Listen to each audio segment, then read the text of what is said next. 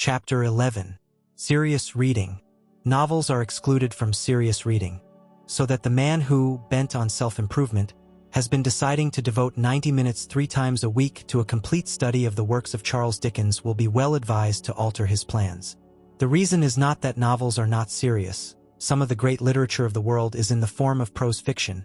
The reason is that bad novels ought not to be read, and that good novels never demand any appreciable mental application on the part of the reader.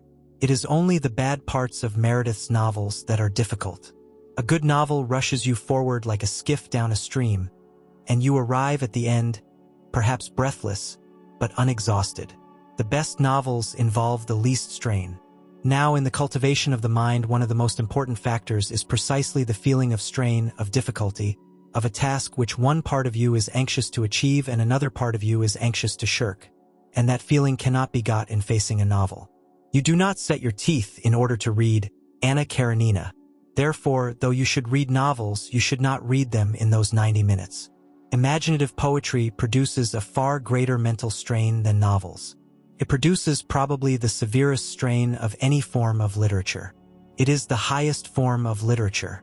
It yields the highest form of pleasure and teaches the highest form of wisdom. In a word, there is nothing to compare with it. I say this with sad consciousness of the fact that the majority of people do not read poetry. I am persuaded that many excellent persons, if they were confronted with the alternatives of reading Paradise Lost and going round Trafalgar Square at noonday on their knees in sackcloth, would choose the ordeal of public ridicule. Still, I will never cease advising my friends and enemies to read poetry before anything. If poetry is what is called a sealed book to you, begin by reading Hazlitt's famous essay on the nature of poetry in general. It is the best thing of its kind in English, and no one who has read it can possibly be under the misapprehension that poetry is a medieval torture, or a mad elephant, or a gun that will go off by itself and kill at 40 paces. Indeed, it is difficult to imagine the mental state of the man who, after reading Hazlitt's essay, is not urgently desirous of reading some poetry before his next meal. If the essay so inspires you, I would suggest that you make a commencement with purely narrative poetry. There is an infinitely finer English novel, written by a woman, than anything by George Eliot or the Brontes, or even Jane Austen, which perhaps you have not read. Its title is Aurora Leigh, and its author E.B. Browning. It happens to be written in verse, and to contain a considerable amount of genuinely fine poetry. Decide to read that book through, even if you die for it. Forget that it is fine poetry. Read it simply for the story and the social ideas. And when you have done, ask yourself honestly whether you still dislike poetry. I have known more than one person to whom Aurora Leigh has been the means of proving that in assuming they hated poetry, they were entirely mistaken. Of course, if, after Hazlitt and such an experiment made in the light of Hazlitt, you are finally assured that there is something in you which is antagonistic to poetry, you must be content with history or philosophy. I shall regret it, yet not inconsolably.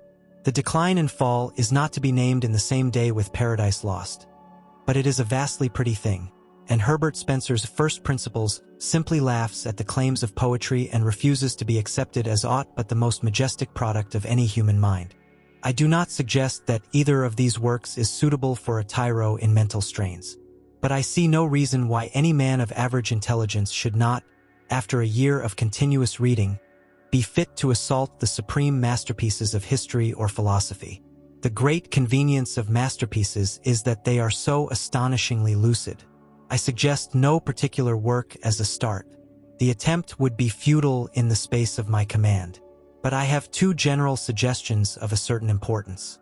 The first is to define the direction and scope of your efforts.